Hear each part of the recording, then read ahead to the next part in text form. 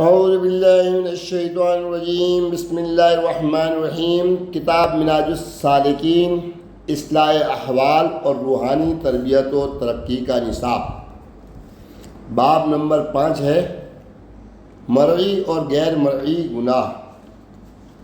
نظر آنے والے آ سکنے والے گناہ اور نظر نہ آ سکنے والے گناہ۔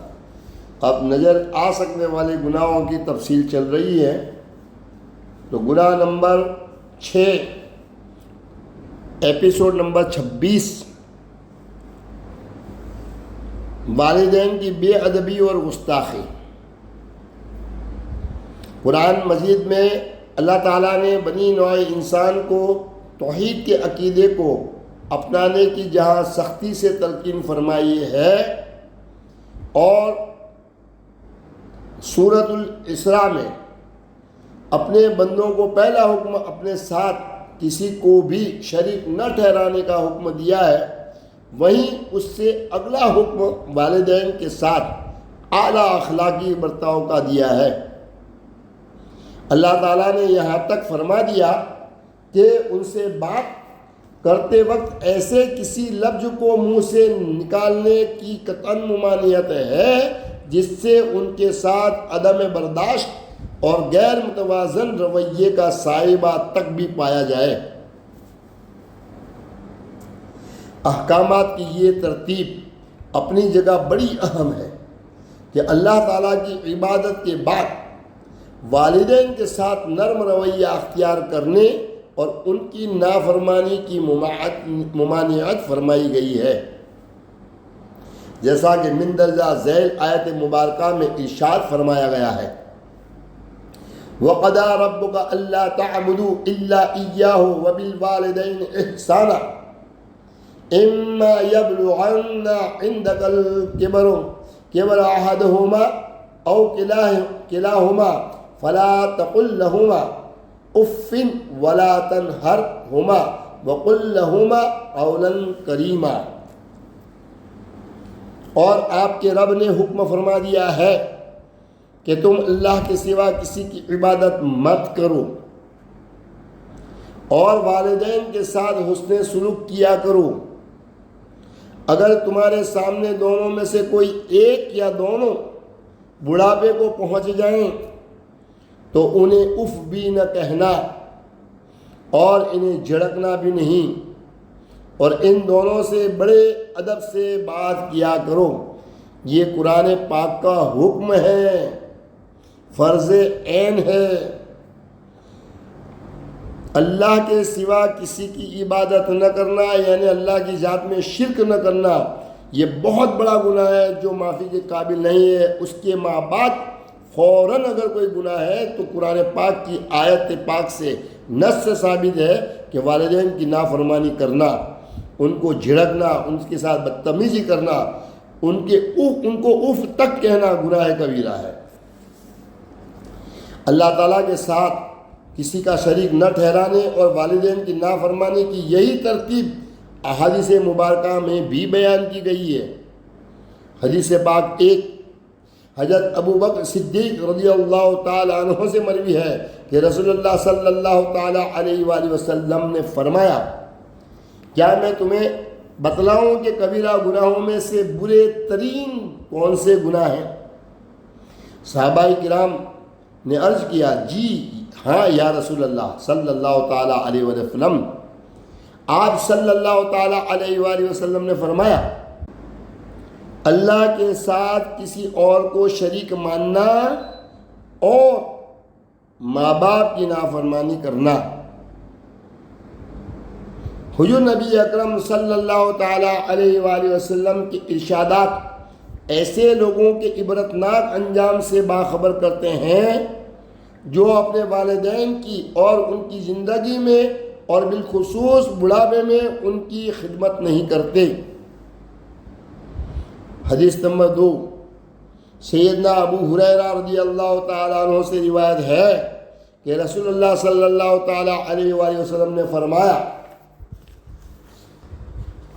خاک آلودہ ہو ناک اس کی، پھر خاک آلودہ ہو ناک اس کی، پھر خاک آلودہ ہو ناک اس کی۔ عرض کیا گیا کس کی یا رسول اللہ؟ آپ صلی اللہ تعالیٰ علیہ وسلم نے فرمایا جو اپنے ماں باپ دونوں یا ان میں سے ایک کو پائے اور پھر ان کی خدمت گزاری کر کے جنت میں نہ جائے۔ حضرت ابو امامہ رضی اللہ تعالیٰ عنہ سے روایت ہے، ایک شخص نے عرض کیا یا رسول اللہ والدین کا حق ان کی اولاد پر کیا ہے؟ آپ صلی اللہ تعالیٰ علیہ وآلہ وسلم نے فرمایا یہی دونوں تیری جنت اور جہنم ہے، ان کی فرما برداری کر کے جنت پالے یا نافرمانی کر کے دوزخ کا ایندھن بن جاؤ۔ کوئی بھی شخص جو اپنی اس زندگی میں اپنے والدین کی ضرورتوں کا خیال نہ رکھتا ہو، آخرت کی زندگی میں آسودگی، سکون اور چین کیوں کر پا سکتا ہے؟ حدیث نمبر 4 حضرت ابو ہریرہ رضی اللہ تعالیٰ عنہ سے مروی ہے کہ رسول اللہ صلی اللہ تعالیٰ علیہ وآلہ وسلم ممبر پر تشریف لا رہے تھے کہ آپ صلی اللہ تعالیٰ علیہ وآلہ وسلم نے فرمایا آمین آمین آمین۔ آپ صلی اللہ تعالیٰ علیہ وآلہ وسلم سے عرض کیا گیا یا رسول اللہ آپ نے ممبر پر چڑھنے کے دوران آمین آمین آمین کیوں فرمایا تھا؟ آپ صلی اللہ تعالیٰ علیہ وسلم نے جواباً ارشاد فرمایا حضرت جبرائیل علیہ السلام میرے پاس آئے اور فرمایا اگر کوئی رمضان کا مہینہ پائے اور اس میں اللہ تبارک و تعالیٰ سے اپنے گناہوں کی معافی نہ پا سکے تو وہ دوزخ میں ڈالا جائے اور اس پر اللہ کی لعنت ہو یا رسول اللہ۔ آپ صلی اللہ تعالیٰ علیہ وآلہ وسلم اس پر آمین فرمائے تو میں نے کہا آمین۔ پھر انہوں نے کہا اگر کوئی اپنے والدین یا ان دونوں میں سے کسی ایک کو پائے اور دلی احترام سے ان سے حسن و سلوک نہ کرے اور مر جائے تو اسے دوزخ کی آگ میں ڈالا جائے اور اس پر اللہ کی لعنت ہو۔ آپ یا رسول اللہ صلی اللہ تعالیٰ علیہ وسلم فرمائیے آمین تو میں نے کہا آمین۔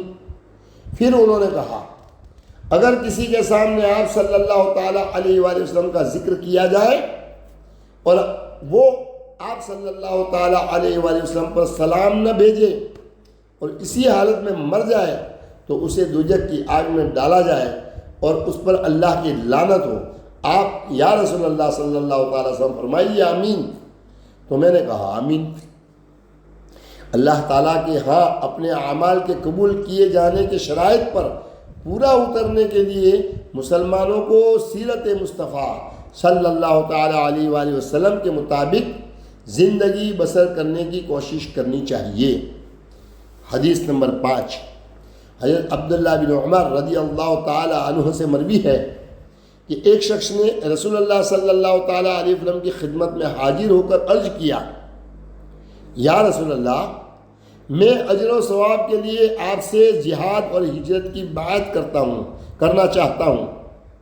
آپ صلی اللہ تعالیٰ علیہ وسلم نے فرمایا کیا تمہارے والدین میں سے کوئی زندہ ہے؟ اس نے عرض کیا جی ہاں یا رسول اللہ بلکہ دونوں زندہ ہیں۔ آپ صلی اللہ تعالیٰ علیہ وسلم نے فرمایا کیا تو واقعی اللہ تعالیٰ سے اجر و ثواب چاہتا ہے؟ اس نے عرض کیا جی ہاں یا رسول اللہ صلی اللہ تعالیٰ علیہ وسلم۔ آپ صلی اللہ تعالیٰ علیہ وآلہ وسلم نے فرمایا اپنے والدین کے پاس جا اور حسن سلوک کے ساتھ ان دونوں کی صحبت اختیار کر، یعنی جہاد سے بھی افضل تر معاملہ بتایا۔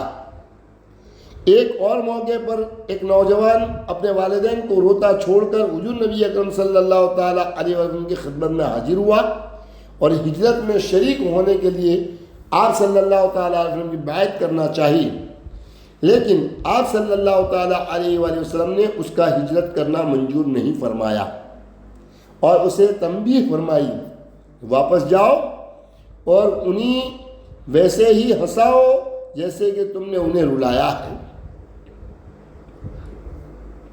والدین سے بدسلوکی قرب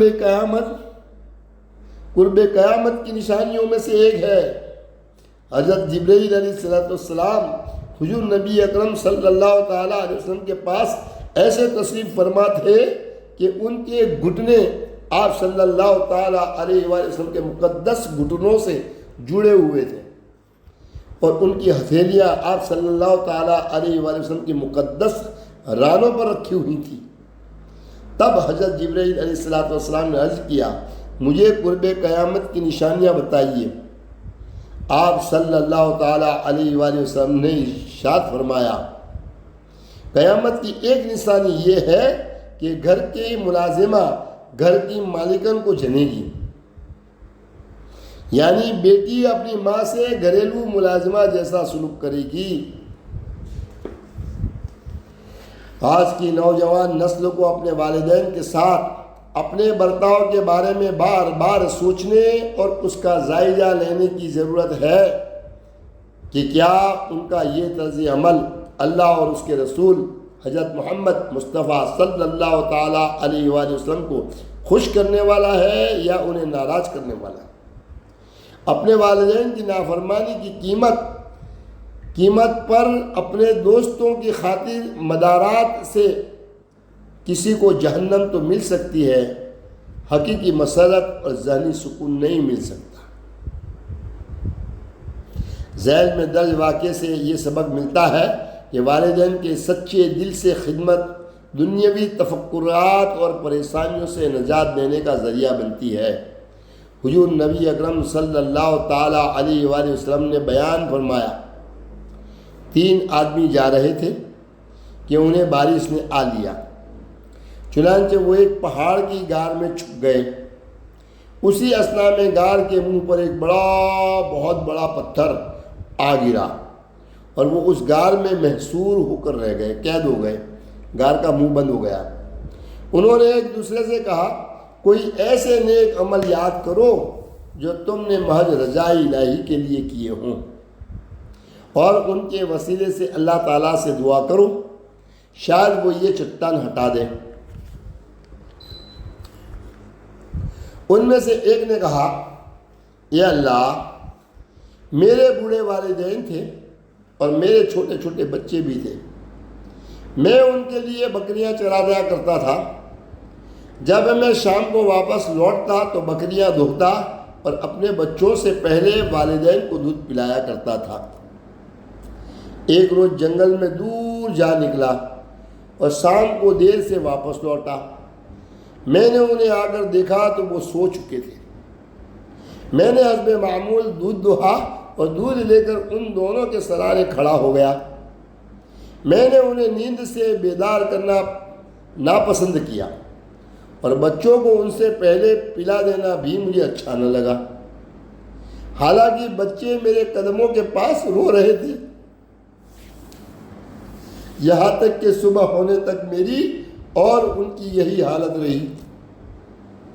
اے اللہ تو جانتا ہے کہ اگر میں نے یہ کام محض تیری رضا کے لیے کیا تو اس چٹان کو ہٹا دے تاکہ ہم آسمان کو دیکھیں۔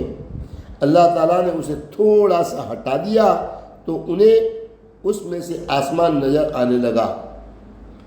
اسی طرح بقیہ 2 افراد نے بھی اپنی اپنی اخلاص پر مبنی نیکیاں بیان کر کے اس سے مدد طلب کی اور تینوں نے رہائی پائی۔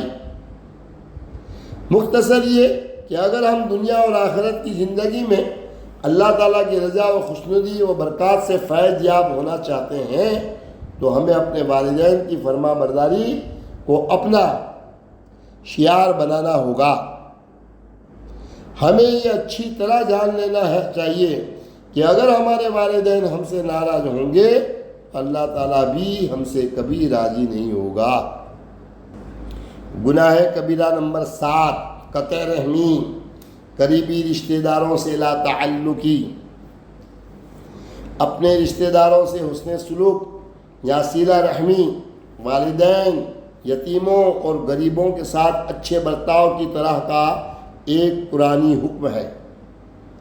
اسلام معاشرے میں توازن برقرار رکھنے کے لیے قریبی رشتہ داری کی پاسداری کو لازم قرار دیتا ہے، کیونکہ رشتہ داروں سے قطع تعلقی خاندان کا سیرا جا بکھرنے کا سبب بنتی ہے، جبکہ خاندان ہی وہ بنیادی اکائی ہے کہ جس پر معاشرے کی عمارت تعمیر ہوتی ہے، اسی لیے اسے ایک کبیرہ گناہ قرار دیا گیا ہے۔ وہ لوگ جو زمین پر فساد پھیلاتے اور قرابت داری کا لحاظ نہیں رکھتے، وہ اپنے اوپر اللہ تعالیٰ کی لعنت کو دعوت دینے والے ہوتے ہیں۔ قرآن حکیم میں ارشاد ہوتا ہے، فَهَلْ عَسَيْتُمْ إِن تَوَلَّيْتُمْ أَن تُفْسِدُوا فِي الْأَرْضِ وَتُقَطِّعُوا أَرْحَامَكُمْ أُولَئِكَ الَّذِينَ لَعَنَهُمُ اللَّهُ فَأَصَمَّهُمْ وَأَعْمَىٰ أَبْصَارَهُمْ۔ بس اے منافقو، تم سے توقع یہی ہے کہ اگر تم قتال سے گریز کر کے بچ نکلو اور حکومت حاصل کر لو تو زمین میں فساد ہی برپا کرو گے اور اپنے ان قرابتی رشتوں کو توڑ ڈالو گے جن کے بارے میں اللہ اور اس کے رسول صلی اللہ تعالیٰ علیہ وسلم نے مواصلت اور موادت کا حکم دیا ہے۔ یہی وہ لوگ ہیں جن پر اللہ نے لعنت کی ہے اور ان کے کانوں کو بہرا کر دیا ہے اور ان کی آنکھوں کو اندھا کر دیا ہے۔ اگر کوئی رشتہ داری کا پاس نہیں کرتا اور ان کے حقوق ادا نہیں کرتا تو اللہ تعالیٰ کی مدد سے محروم کر دیا جاتا ہے۔ حدیث نمبر 1، حضرت ابو ہریرہ رضی اللہ تعالیٰ عنہ سے مروی ہے کہ انہوں نے حضور نبی اکرم صلی اللہ تعالیٰ علیہ وسلم کو یہ فرماتے ہوئے سنا، اللہ تعالیٰ نے مخلوق پیدا کی اور جب اس سے فراغت ہوئی تو رحم نسوانی جسم کا وہ اندرونی حصہ جہاں حمل کے دوران بچے کی تخلیق ہوتی ہے، یہ تو فراغت ہوئی تو رحم نے عرض کیا، یہ اس شخص کی جگہ ہے جو قطع رحمی سے تیرے پناہ مانگے۔